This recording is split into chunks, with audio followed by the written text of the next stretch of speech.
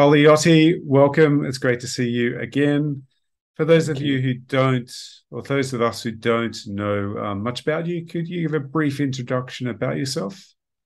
Yeah, sure. So I am a London-based recruiter. I've been doing recruitment for 16 years, focused on specifically the product control valuations markets across banks, hedge funds, some commodities houses.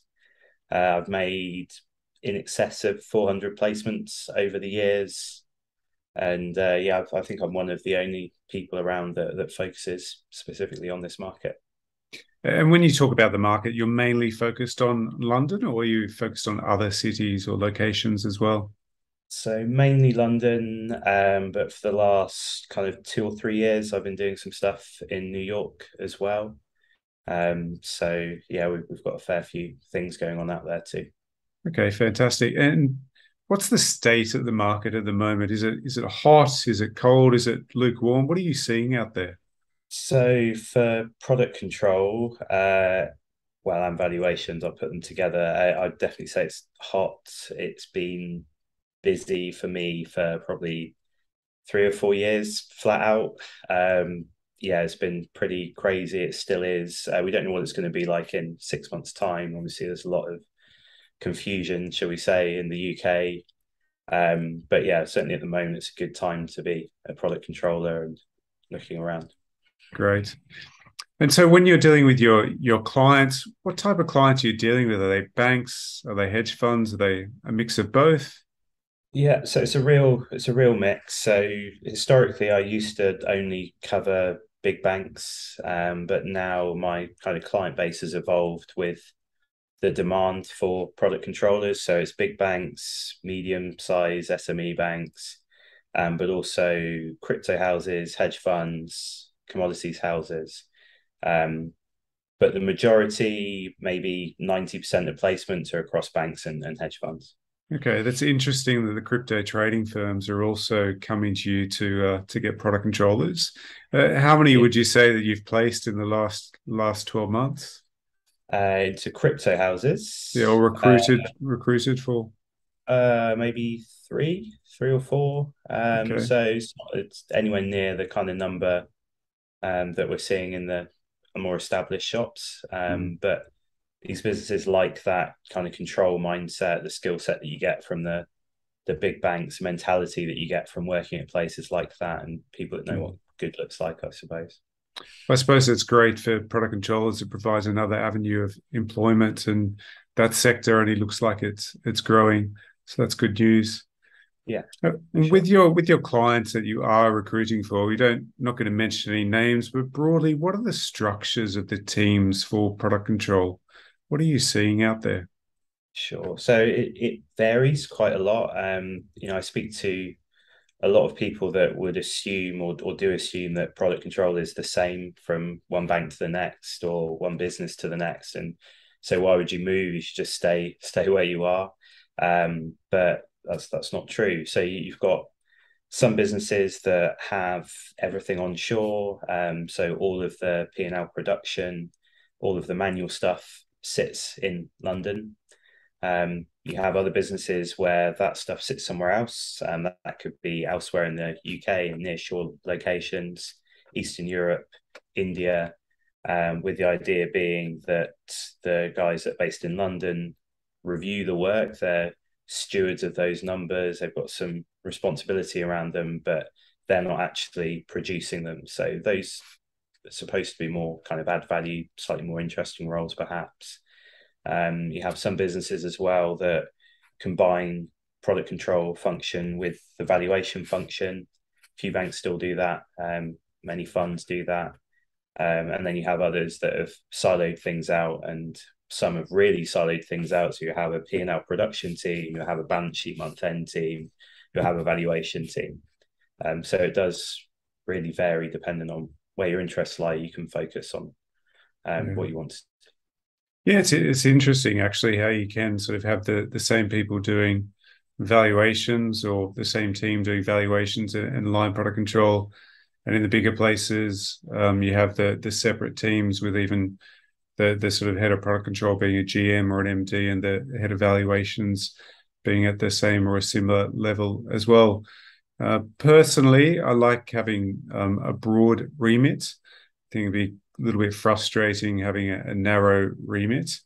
But at the same time, the narrower your remit, the sort of more specialist or specialized your skills become.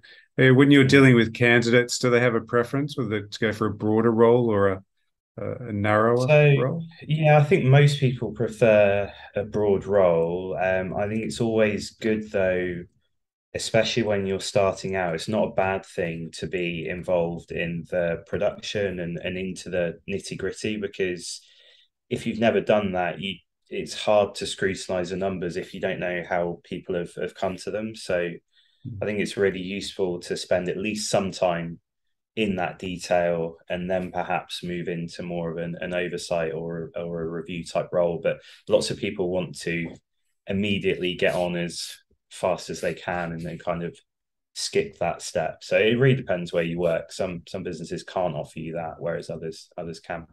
Yeah, look, I think you've got to get to at least 100 month ends before you can move away from move away from balance sheet recs and P&L recs and all that stuff, which isn't very enjoyable, but like you said, it's necessary. And it's interesting you say that, because somebody contacted me the other day. We were chatting about their role, and they said the same thing. They haven't done the production, so they find it more challenging to do the review work, and completely understand on that point. Yeah, it can also make it difficult if you've only done review and you want to go and work for a smaller business like a hedge fund. Invariably, they're not going to have the luxury of an offshore center. So Mm. they like people that have had to do the production. They like the people that have had to fight fires and haven't had it easy and had to fix problems. So sometimes it's okay to be in that type of role for a bit, because it sets you up for different opportunities further down the line. Yeah, good call. So, Ollie, you mentioned that you recruit for both banks and hedge funds. On the hedge fund side, what are the types of roles that product controllers are doing there? So I know that their sort of point of focus, they've got portfolio managers rather than traders. Is the role the product controller doing very different from the role of a in a banking organization? So yes and no, I guess, is the answer to that. So I think fundamentally, like, you're serving the same purpose. So that core skill set that you develop in a bank is highly transferable, and lots of the funds that I work with actually prefer to get people from the big banks rather than other hedge funds. So that kind of the middle of what you're doing is the same. But in a hedge fund, you'll find that you're covering perhaps a wider range of responsibilities. And actually, in a hedge fund, you're more likely to see somebody that is doing P&L and valuations, or P&L and a broader middle office ops type role, or perhaps P&L and a trade support type role. So you tend to have to wear a few more hats when you're working for a hedge fund, which a lot of people like, because no 2 days are the same. You're not spending several hours performing the same task every single day the way that you might be kind of in some of the bigger, more siloed places. Mm. Often, dependent on the fund strategy, you'll also get exposure to a wider range of asset classes. Generally, when you work for a bank, you'll work in one asset class, and actually you might work within one silo of that asset class as well, like just cash equities, or just volatility, or just inflation, or one of these. Whereas when you go and work for a macro fund, let's say, you'll naturally get exposure to almost anything and everything, depending on what the PMs are into. So people find that quite interesting and exciting. That's great insight. Thanks, Ollie. And there's probably more of a rhetorical question, but I appreciate since I've been doing product control back in London, there's been a huge increase in the number of controllers which are employed in offshore locations, India, Poland, Hungary, the Philippines. Would you say now, sort of people coming out of the CA program or out of university, it's more difficult to get roles in product control in sort of London and New York, or are there still plenty of roles around? Yeah, so it's definitely a lot more difficult than when I first started. When I first started back in 2006, There were many banks that would have big ACA recruitment drives, rotation schemes, a big offering, people coming out of Big Four, especially wanting to get into product control. Some of the banks still definitely hire ACAs. Some of the bigger banks, especially the big US banks, but it's a much smaller number. So there's much greater competition when that type of position does come up. So you have to really, do your research and get yourself ready. Okay, great. Thanks for that feedback, Ollie. Now, if you're an offshore controller, I'm sure you've been asked this question plenty of times. I have. If you're working offshore in India or the Philippines and you want to move to an onshore location like London, what would be your advice to the person asking that question?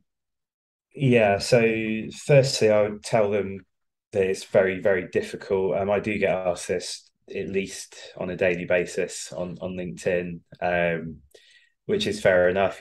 London, New York, etc., desirable locations for people to be in.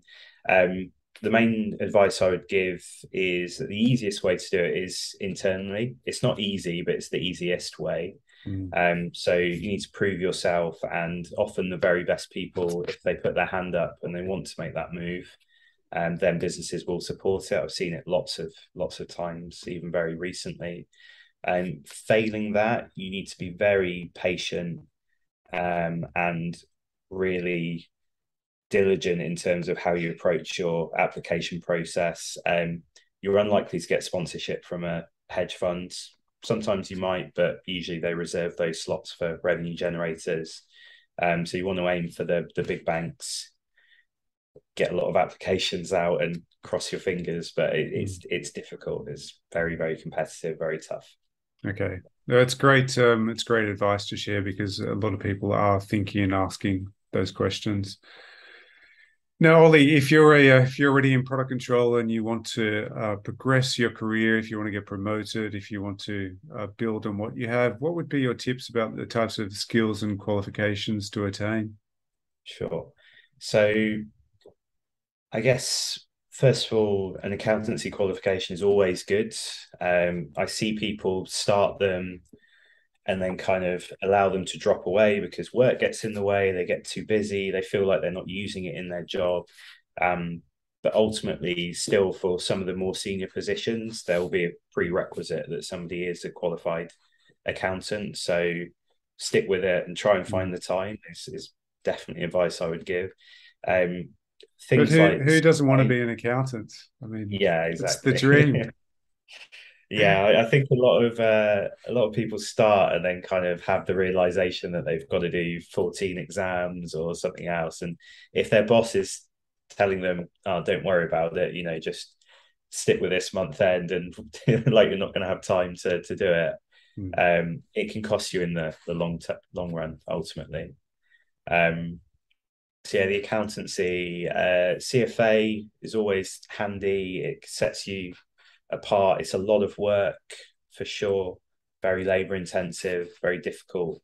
But it does set you apart from other candidates when you have it.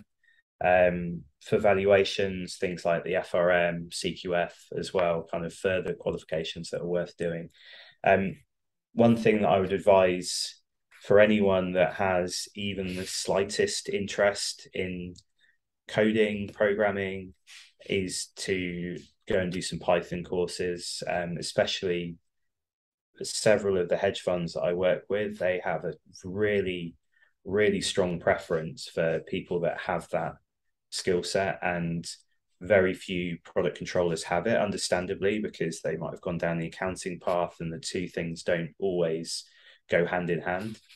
But that will add a huge amount of value if you can, one, get that skill set in terms of some courses, and then two, find ways to practically apply what you've learned in your day job, even if people aren't asking you to. You go and you automate things off your own back and show a bit of initiative, then businesses really like that. And those are the places where, for not lots of experience, you can get paid extremely well compared to the big banks. Okay, that's really useful advice. I need to get working on Python. Do you know how to code Python yet? No, no, no, I don't, sadly. Nor But do yeah, I. it's definitely something that's the future, I would say, for a lot of businesses. Yeah, reminds me I need to get onto it. And final question, I think, Ollie, is that if somebody's about to attend an interview, what would your advice be about the prep for that? Sure. I guess it kind of depends what the focus of the interview is going to be, if it's going to be more technical, competencies based, but just general advice that I would give to anyone, whether it's product control or anything else, is make sure that you know your CV inside out. Lots of people put things on their CV that they've perhaps heard of, but perhaps don't have the greatest knowledge of, especially in product control, where you're naturally going to list the products that you've dealt with. But if you don't know them inside out, so you don't know what they are, why they're traded, the risks associated, how they're valued, don't put it on there because it's fair game. And whenever you go to an interview, the person sat in front of you knows more than you. Like naturally, that's going to be the dynamic. So you Mm, can't blag your way through a set of interviews and get yourself a job by writing some stuff on your CV. You need to know what you're talking about. mm, When you put your CV together, have a clear set of achievements on there for each role, and that will hopefully naturally guide the interviewer to talk about things that you're good at. mm, Kind of puts you in a position of strength. That's the idea anyway.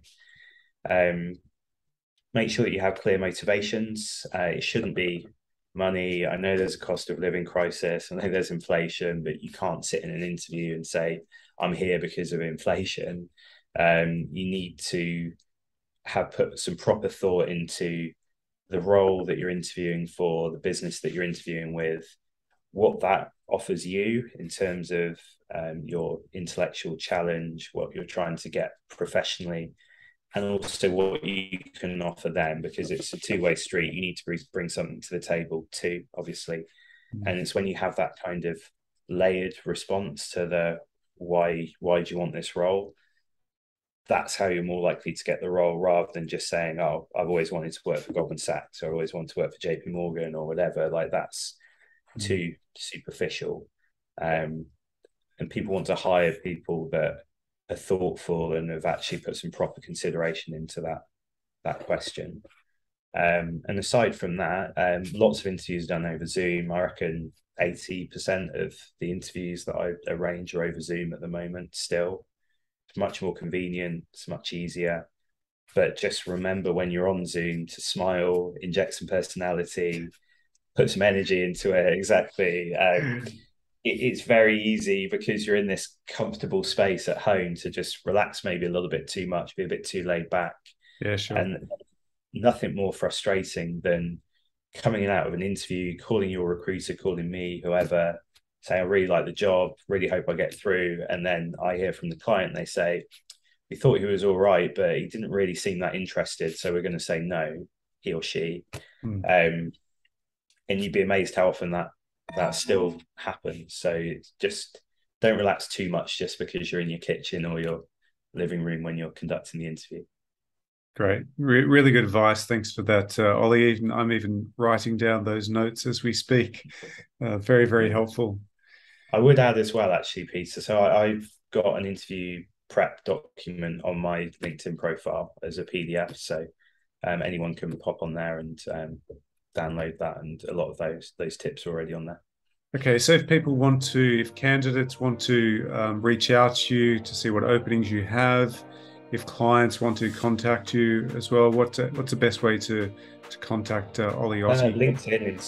LinkedIn is fine. My email address and stuff is on there, but I spend 12 to 14 hours a day on LinkedIn every day. So if you message me on there, that will probably get the fastest response.